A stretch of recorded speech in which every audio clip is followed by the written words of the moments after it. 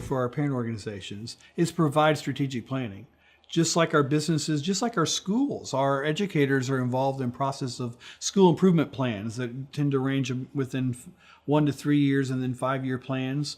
And I think similarly, our organizations need to do the same. We need a strategic plan. We need to be able to talk about our purpose, our mission, and what our core values are as an organization. Think about if we could walk in the door and tell our 9th grade parents, this is our purpose. This is why we're here. Here are our core values. I think we'd be able to pull people alongside us in our journey much quicker if we could do that. Because our goals are the general big picture ideas of what we want to do. Our strategies are how we're going to get them done.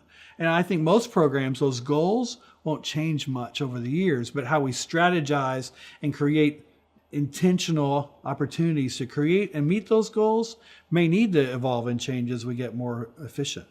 And then I think once we reach that, we've got our strategic planning, defining who we are, developing our purpose, and then we set our goals and strategies. And then this is the part we tend to fall short in. We tend to fall short in finding action plans.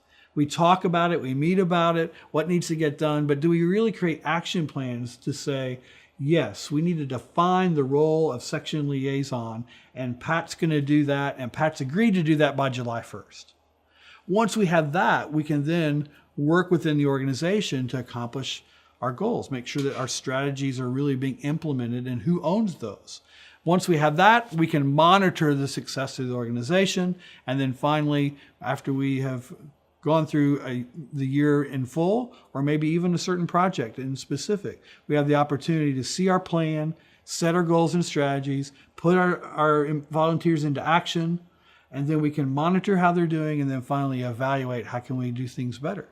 Or, that worked awesome, who would have thought? Let's keep doing it. So to me, I think that's how we should run our programs. And we often, as educators, know who needs to do what and when that needs to happen. And we kind of get stuck wearing too many hats, and we haven't really quite figured out how to guide our parent organizations with that level of focus and tenacity. So what could you do that would impact your kids the most in the next 6 months? What 3 things could you do as an organization that would have a radical change on the success of your kids for the next school year? And start there. Because if we can define 3, and then we get a group of people from our executive boards or the people that are most interested and do that collaboratively, then we can divide and conquer and create 2 or 3 more with each group.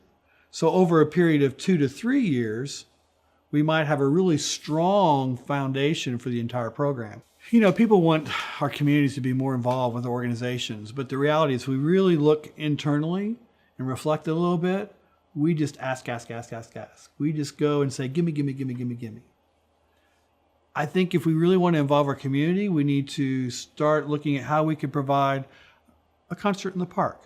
Could we have a movie night at the school and put up a big screen in the back of the auditorium building and provide Cokes and popcorn for all the community and let them know that we're in this together collaboratively.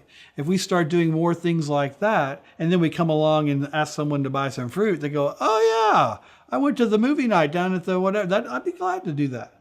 So, you know, there's lots of intangible ways, but I think we need to be really important.